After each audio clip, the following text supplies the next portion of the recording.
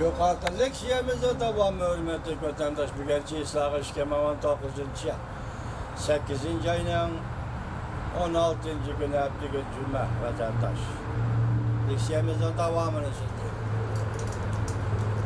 Şundan bu vaziyet intayın xatarlı. Başkalarının yani her kayıs taraflarının işgalini yaptığı işi olmaydı. Şanghan, Hong Kong, akli ve değişlik gayri zoravallık. Yani zoravallık kılmaydığında birine kayıtıp gelişi gerek. Özüge tayinip zoravallıkla derhal toksuşu. Çoğun devletler elişidiğin meydana aylanıp kalması lazım. Bu haber yazmışının arzusu. Soğudu sohbet Şanghan vaziyetine berip çetildi. Prezident Trump'ın meydanı özgerskenlik hazır dünyada kuman kozladı. Ötken bir neçə gündən beri Amerika, Avropa İttifakı, köplügen devletler Şanghan ve Hong Kong vaziyetine köngül böldü. Germaniya, Angela Merkel, Kristallıq görüşüp zoravallıkla toktutuşka çağırık kıldı. Fransiya Taşkı İşler Ministerliği Şanghan hükümetinin namayişçiler ile diyalog ilişkiydekçilik kıldı.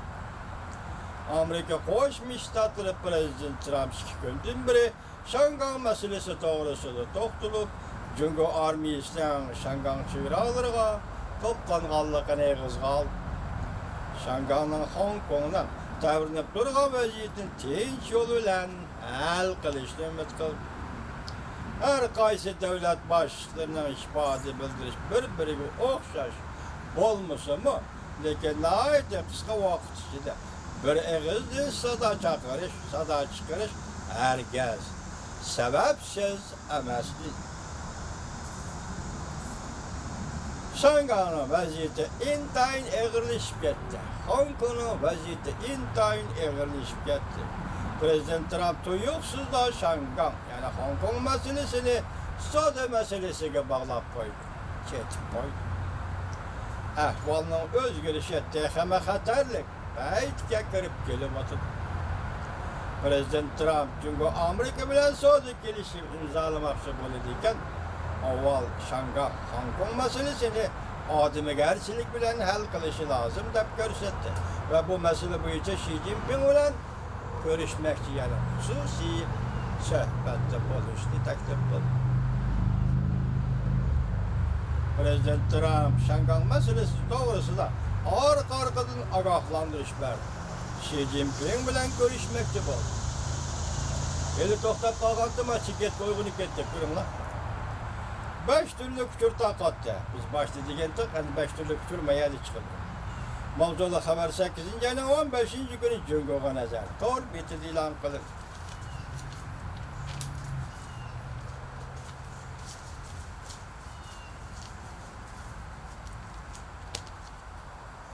Yakından beri Prezident Trump Twitter'da fikir kaldırıp Şanghan meselesi yani Hong Kong meselesi köngül bilişki başladı. Hatta Şanghan meselesini ademigerçilik bilen hal kılış doğrusu da Cungo hükümetiga çakarak ilan kıldı. Prezident Trump'ın Şanghan meselesi boyunca pozisyon özgürüşü doğrusu da dünyanın Açı Yol Programısı riyasetçisi halkara iklim meselelerinden nüfuzluk tahlili Tanha bunda tahlil kıldı.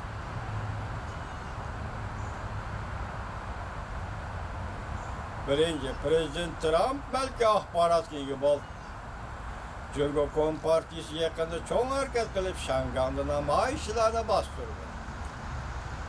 İkinci, küçük öyle haberden kilovatkanı küçük. Prezident Trump'ın Suudi meselesiyle Şanghan meselesini birleştiriş bu işini tahlil kılıp bu 5 türlük diyen Abdur'un birinci, ikinci diyen İncilleri. İkinci, Cungo Kompartiyası menfaat almıştırış şeklinde. Şanghan meselesini almıştırmakçı bulup atıldı. Prezident Trump böyle red kıldı. Şimdi Prezident Trump Suudi meselesi boyunca Şanghan meselesine birbirine bağlap Şanghan'ı kollaydı.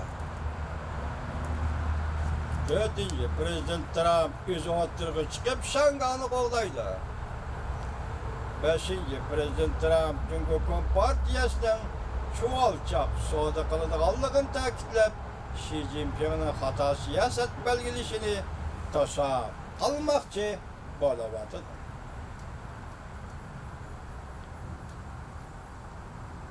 Beşinci. Tügüde beşinci, Prezident Trump Cumhuriyet Partiyasının çoğalçaq soda qılıdığanlığını ta'kidlab, Xi Jinping'in hata siyaset belgilişini tosa almakçı bolavatır. Tanha munda təhlil qıldı. Yani deyir ki, Amerika gelip iki taraf bunda gösterdi. Amerika Cumhuriyeti fikir almıştırdı. Söhbətin məzmunu aşkarlandı. Yani deyir ki, Saudi gelişim imzalaştı, Biden'le mənfət almıştırış vasıtalarını bedel kılıp, Amerika'nın Şangan meselesi de yol uyuşun talep kıldı. Yani deyir ki, bakın, Cumhuriyet Devlet Mahkemesi Taşkı İşler İşleri Büyütü Devlet Mahkemesi'nin azası yan yer çekilip beycanlar ve Şangan meselesinin bir tarafımız Amerika'nın yol koyuşuna kolunu keltirimiz diyen bozkırım. Eğer Cumhuriyet Partiyası Şangan'da Hong Kong'da bastırış elip bardağın bulsa Amerika tarafının avaz çıkarmasını, arlaşmasını kolunu keltirmekçi oldu. Lekin Prezident Trump'ın keskin red qilishi o'xshaydi. Shunlashqa Prezident Trump Twitter'da fikir qoldirib, mundaq dedi. Agar Jungo kelishim imzolamoqchi bo'lsa, avval Shangan masalasini odamgarchilik bilan hal qilishi lozim. Fikir almashtirdi deganlik har ikki taraf o'ttirib qo'yib o'rtaq tonuş asıl kılmadı. Her kim özünün fikrini kıldı. Diğerlik yani fikir almıştır diye. Diğerlikten manisi şu deydi. Haber yazmışım. Söhbet gümran boldu diyen gap deydi. Tam o efendim. İki taraf oturup fikir almıştır diyen sözün manisi yüzden fikirde kaldı. Lakin ahir hesapta ne oldu? Söhbet gümran boldu diyenlik doğru.